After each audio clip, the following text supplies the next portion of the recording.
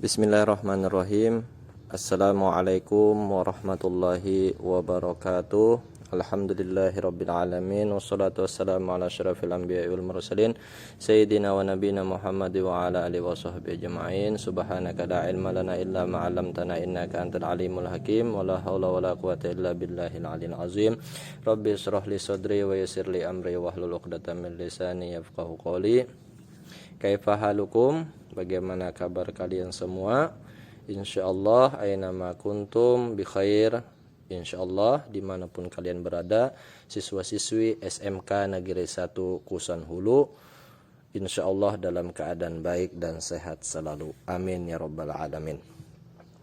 Baik, materi kali ini untuk PAI dan BP, yaitu dengan tema indahnya membangun mahligai rumah tangga, yang tak terlepas di sini menjelaskan masalah pernikahan.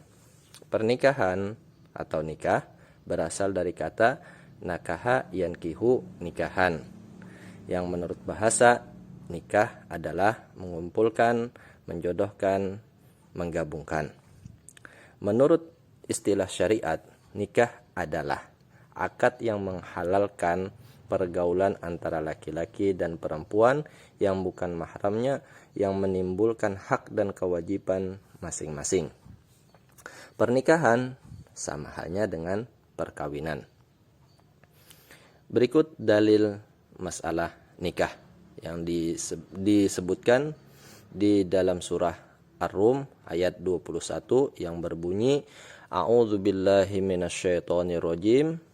Wa min ayatihi an khalaqalakum min anfusikum azwajan litaskunu ilaiha wa ja'ala bainakum mawaddatan wa rahmah inna fi dzalika laayatil liqaumin yatafakkarun, yang artinya, dan di antara tanda-tanda kekuasaannya ialah Dia menciptakan untukmu istri-istri dari jenismu sendiri, supaya kamu cenderung dan merasa tentram kepadanya, dan dijadikannya di antaramu rasa kasih sayang dan sayang.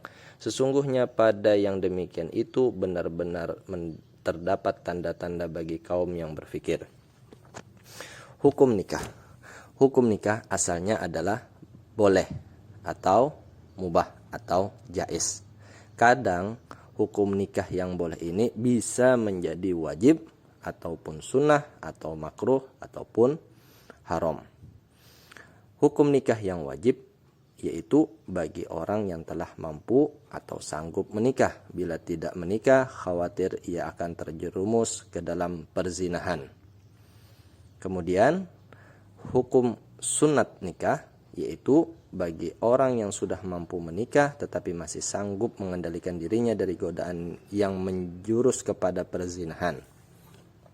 Kemudian hukum makruh yaitu bagi orang yang akan melakukan pernikahan dan telah memiliki keinginan atau hasrat tetapi ia belum mempunyai bekal untuk memberikan nafkah tanggungannya.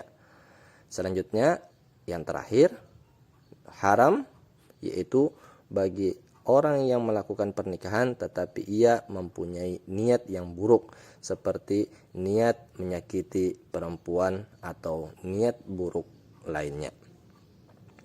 Tujuan nikah. Tujuan nikah ini ada 6. Yang pertama, untuk memperoleh kebahagiaan dan ketenangan hidup yang disebut dengan sakinah. Yang kedua, untuk membina rasa cinta dan kasih sayang.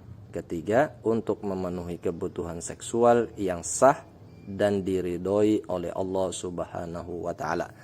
Yang keempat, untuk melaksanakan perintah Allah Subhanahu wa taala. Yang kelima, mengikuti sunnah Rasulullah sallallahu alaihi wasallam. Yang terakhir, yang keenam, untuk memperoleh keturunan yang sah. Di dalam pernikahan ada kata mahram. Apa itu mahram? Yaitu orang yang haram dinikahi. Mahram ini terbagi kepada 2. Yang pertama, mu'abbad, yaitu wanita diharamkan untuk dinikahi selama-lamanya. Yang kedua adalah ghairu mu'abbad, adalah mahram sebab menghimpun 2 perempuan yang statusnya bersaudara. Berikut tabel penjelasan masalah mahram.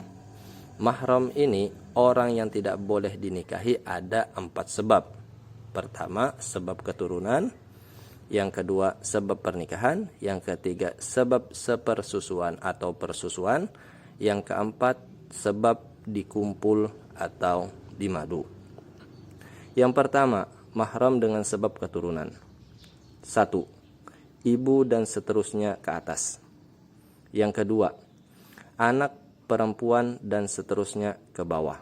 Yang ketiga, saudara perempuan atau sekandung atau seayah ataupun seibu.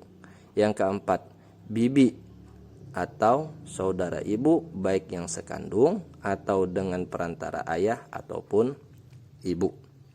Yang kelima, bibi yaitu saudara ayah baik sekandung atau dengan perantara ayah atau ibu. Yang keenam, mahram dengan sebab keturunan, yaitu anak perempuan dari saudara laki-laki terus ke bawah.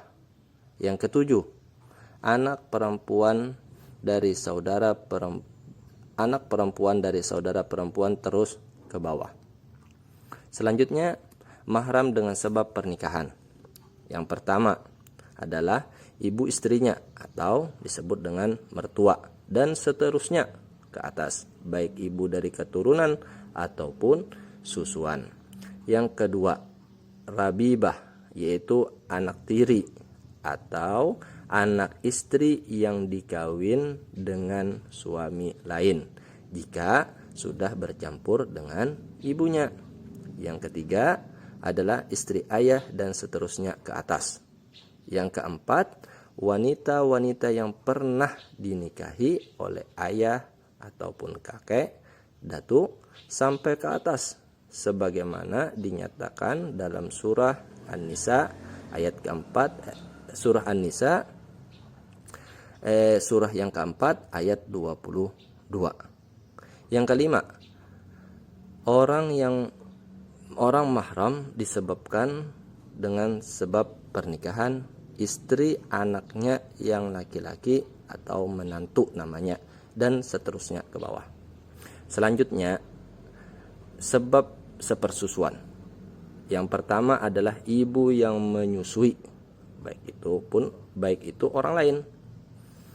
Yang kedua, saudara perempuan yang mempunyai hubungan susuan. Yang terakhir adalah mahram disebabkan dengan dikumpul atau dimadu. Yang pertama, saudara perempuan dari istri.